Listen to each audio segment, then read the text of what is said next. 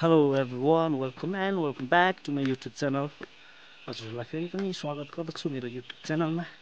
अहिले चाहिँ पनि म स्कुलबाट फर्किँदैछु अनि बेलुकाको 4:15 जस्तो भएको रहेछ। अनि फेरि म यो भिडियो लिएर चाहिँ किन आएको भन्दाखेरि चाहिँ मैले धेरै दिनको ग्यापपछि भिडियो लिएर आइरहेको छु, किनभने लगभग टोटल्ली डिमोटिभेट भइसक्यो कि अब चाहिँ नबनाउनु पर्यो, ग्रोथ पनि छैन, भ्युज पनि छैन, सब्सक्राइबर पनि छैन भनेर चाहिँ बसिरहेको थिएँ। तर पनि आजकल चाहिँ के हुँदैछ भने धेरैजनाले सोध्छ नि त, आजकल त भिडियो आउँदैन त, के हो सानो सानो भए पनि भ्लग आउँथ्यो, भ्लग पनि आउँदैन त भनेर सोध्छ नि त होइन। अनि मैले त्यतिको भ्याएको छैन भनेर टाढिदिँदैछु। तर जे होस्, भ्युज सब्सक्राइबर नबढे पनि जो पनि भ्युवर्स र सब्सक्राइबरहरू अलरेडी छ, उनीहरूले एटलिस्ट मेरो भिडियो हेर्दा रहेछ भन्ने लाग्यो है। अनि त्यही कारण पनि म भिडियो बनाइरहेको छु। अनि फेरि कन्टिन्यू गर्ने जोस जागा पनि आइरहेको छ।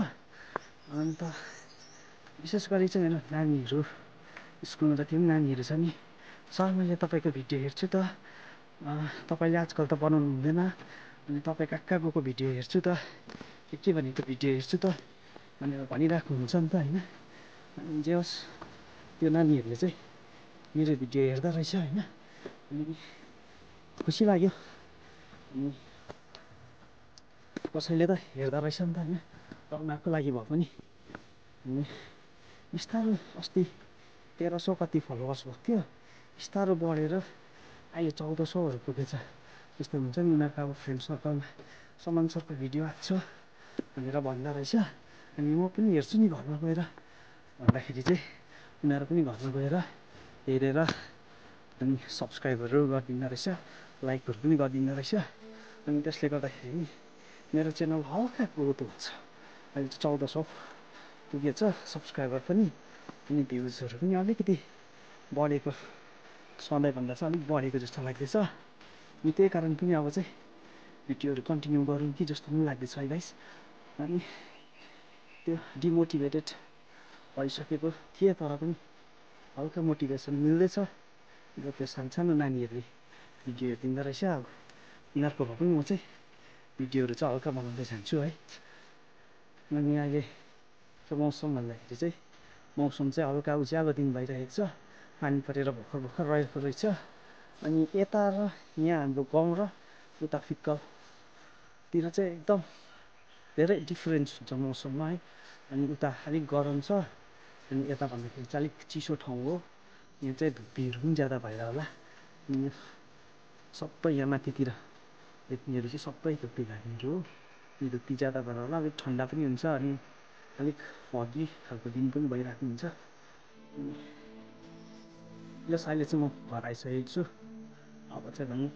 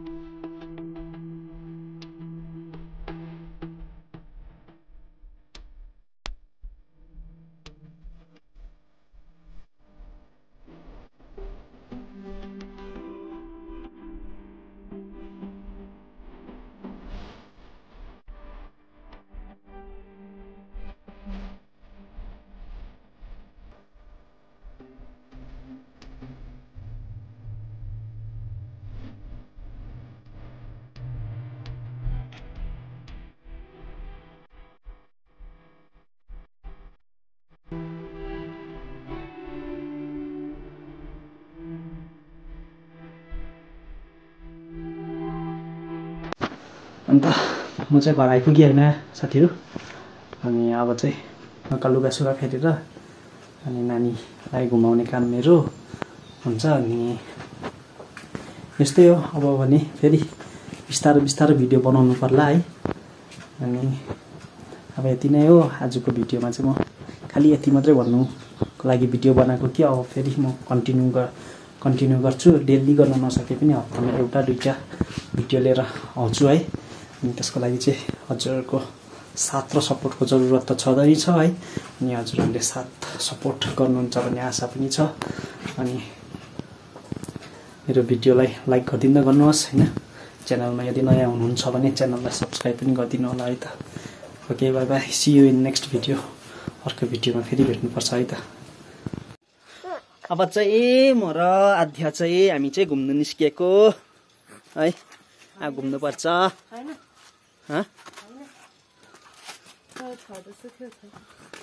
हामी घुम्नु गएको ल, हामी घुम्नु गएकै। सी यू टुमरो भनिदेऊ सरी। हाम्रो आद्या त हेर्दा हेर्दा कत्रो ठुलो भइसकिसक्यो, गफ त गर्ने भइसकिसक्यो। गफ हान्छ त हाम्रो आद्याले त हो है बहिनी। हाम्रो आद्याले त गफ पनि हान्छ। गफ गरिदेऊ न बहिनी। कालीमेन हो नि त, हाम्रो कालीमेन हो। चाहिँ घुम्नु लाग्दिएको गाइज भन्नु न। ए कति खुसी हुन्छ नि आद्या त घुम्दाखेरि त गाइज। सला घुमाउने मान्छे पायो भने त क्या खुसी हुन्छ नि है बहिनी। है बहिनी हाँस्देऊ न। हेलो गाइज भन्देऊ न। मान्छेको घरकोमा आएको।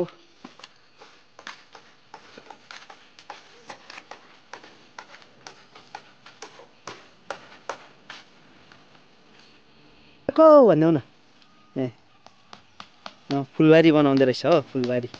हामी फुलबारी घरभन्दा ज्यादा त यहाँ त अब फुलबारी हुने रहेछ है बहिनी। यहाँ पनि बनिँदैछ, उतापट्टि पनि बनिँदैछ हो बहिनी। यहाँ अस्ति डढेर लागेको जङ्गल त यस्तो पो भएछ, लाग्दै भएको छ है बहिनी। हामी त भ्लग पो बनाउँदैछ। अझै भनिदेऊ, अझै बहिनीलाई लानु त। अझै